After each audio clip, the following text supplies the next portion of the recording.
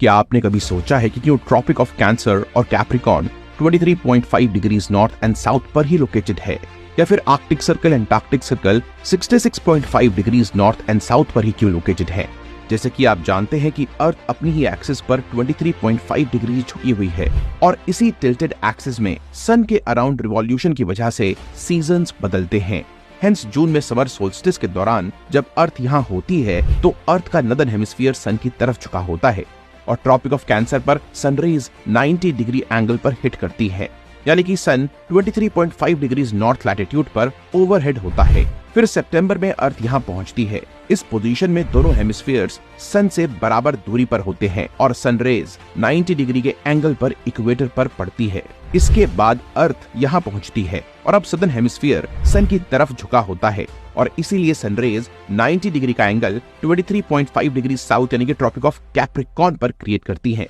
hence tropic of cancer और Capricorn पर अर्थ के 23.5 डिग्री टिल्ट की वजह से जून और दिसंबर में सन ओवरहेड होता है और ये लाइंस ओवरहेड सन की नदर्न एंड सदर्न लिमिट को दर्शाती हैं,